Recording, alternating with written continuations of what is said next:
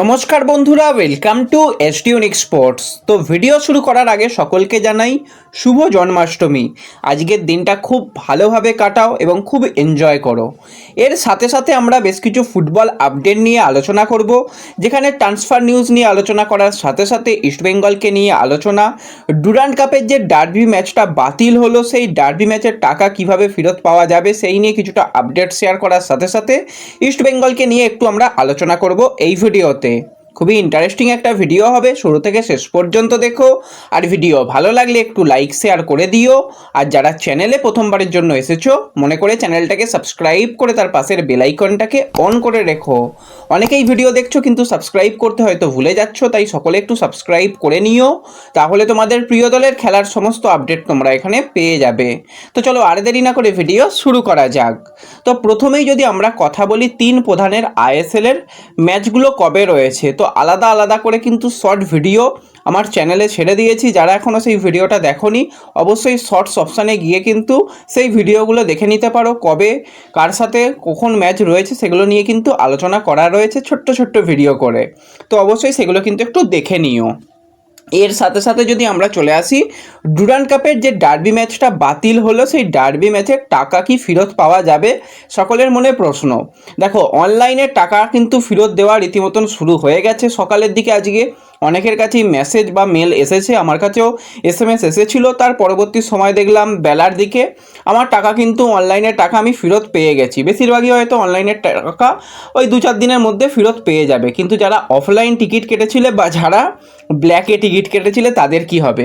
দেখো, একটা নোটিশ, কি নোটিশ তার মাথা মুন্ডু ছিল না, বেশ কিছু জায়গায় বড্ড ভাইরাল হয়ে গিয়েছিল, কিন্তু অফিসিয়ালি কোনো রকম আপডেট ছিল না ডুরান্ড কাপের পক্ষ থেকে। তো এখনও পর্যন্ত কোনো রকম অফিসিয়ালি আপডেট নেই যে মোহামেডান গ্রাউন্ড থেকে, মোহনবাগান গ্রাউন্ড থেকে, না ইস্টবেঙ্গল গ্রাউন্ড থেকে কবে কখন কোথায় টিকিটের টাকা ফেরত দেওয়া হবে। আর আমার যেরকমটা মনে হচ্ছে, এই মুহূর্তে এখনই কিন্তু টিকিটের টাকা ফেরত অফলাইনেরগুলো ফেরত দেওয়া হবে না।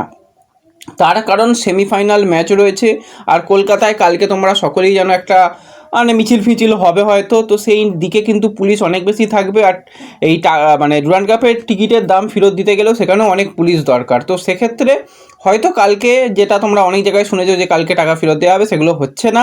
অফিসিয়াল নোটিশের দিকে একটু আপডেট থাকো ডুরান্ড কাপের সোশ্যাল মিডিয়া থেকে।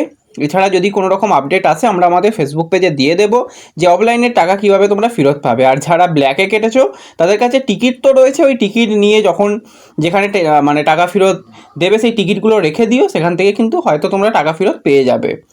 আর অনলাইনে কারা কারা টিকিটে টাকা ফেরত পেয়ে গেছো একটু কমেন্টে জানিও। তো যাই হোক, এরপরে যে নেক্সট আপডেটটা নিয়ে আলোচনা করব সেটা হচ্ছে ইস্টবেঙ্গলকে নিয়ে। তো ইস্টবেঙ্গল কিন্তু আইএসএলের প্রস্তুতি পর্ব শুরু করে দিয়েছে। কোচ কার্লেস কোয়াদ্রাত কিন্তু কঠিন থেকে মানে একদম কঠিনতর অনুশীলন করাচ্ছে প্লেয়ারদের। আর কোনো প্লেয়ার যে 90 মিনিট দৌড়াতে পারবে না সেই জিনিস হবে না। প্রি সিজনের মধ্যে দিয়ে দল যাচ্ছে, একটা খারাপ ম্যাচ গেছে, খারাপ মানে খুবই খারাপ ম্যাচ গেছে, সেখান থেকে একটা টুর্নামেন্ট থেকে ছিটকে যাওয়া ইত্যাদি ইত্যাদি অনেক কিছু হয়েছে। প্লেয়ারদের ফিটনেসের অবস্থা একদম তলানিতে চলে এসেছিল। আর যে ফিটনেস ট্রেনার কোচ কার্লেস, তার নামও কার্লোস, তো সেও কিন্তু প্লেয়ারদের নিয়ে ভালো রকম কাজ করছে। যে সমস্ত প্লেয়াররা ইনজুরি পেয়ে মাঠের বাইরে ছিল তাদেরও অনুশীলনে যোগদান করিয়েছে। সবথেকে ভালো জিনিস, ওই তোমরা বাড়িতে গিয়ে প্র্যাকটিস করো ওসব কিছু নয়, তাদেরও অনুশীলনে যোগদান করিয়েছে। টিম কিন্তু ভালো ছন্দে রয়েছে, নতুন নতুন বেশ কিছু পরিকল্পনায় দল এগোচ্ছে। কয়েকটা ফ্রেন্ডলি ম্যাচ খেলারও কথা রয়েছে, এবং সেই ফ্রেন্ডলি ম্যাচ নিয়ে কোনো রকম পরে যদি আপডেট আসে কবে কাদের সঙ্গে ম্যাচ, সেগুলোও জানিয়ে দেবো। তো দল কিন্তু যথেষ্ট ভালোভাবে অনুশীলন করছে। তো এটাই দরকার ছিল অনেক আগে। প্রথম দিকে হালকাকে অনুশীলনে চোট পেলেই তাকে রেস্ট দেওয়া ইত্যাদি ইত্যাদি না করিয়ে যদি তাদের মাঠে নিয়ে আসা হতো ভালো হতো। তো যা হয় ভালোর জন্য হয়, একটা ধাক্কা, সেখান থেকে আশা করা যায় যে ইস্টবেঙ্গলে যে ভুল ত্রুটিগুলো হয়েছিল সেগুলো তারা ঠিক করে নিতে পারবে। তার সাথে সাথে চোটগ্রস্ত প্লেয়ার নিশু কুমার, সে কিন্তু মোটামুটি অনেক দিনই মাঠের বাইরে চলে গেছে তোমরা জানো। তো নিশু কুমারকে নিয়েও একটা লেটেস্ট আপডেট বেরিয়ে আসছে। নিশু কুমার আজকে তার সোশ্যাল মিডিয়াতে অর্থাৎ ইনস্টাগ্রামে শেয়ার করেছে সে তার দেশে নয়, সে কলকাতায় চলে এসেছে। কলকাতায় এসে কিন্তু সে রীতিমতন তার রিহ্যাব যেটা প্রক্রিয়া সেটা শুরু করে দিয়েছে। মোহাম্মদ রাকিবের ক্ষেত্রেও বলেছিলাম, রাকিবও কিন্তু রিহ্যাব শুরু করে দিয়েছে। আর রাকিবকে নিয়ে হয়তো খুব একটা সমস্যা হবে না, আইএসএলের প্রথম ম্যাচ বা দ্বিতীয় ম্যাচ থেকেই রাকিব অ্যাভেলেবেল থাকবে। নিশু কুমারকেও সেটাই চেষ্টা করা হচ্ছে, তাকে ভালো ডাক্তারও দেখানো হয়েছে, যত তাড়াতাড়ি সম্ভব তাকে সুস্থ করার চেষ্টা চলছে। তো নিশু একদিকে এসে গেলে তো ডিফেন্সের কিছুটা হলেও মেরামতি হবে।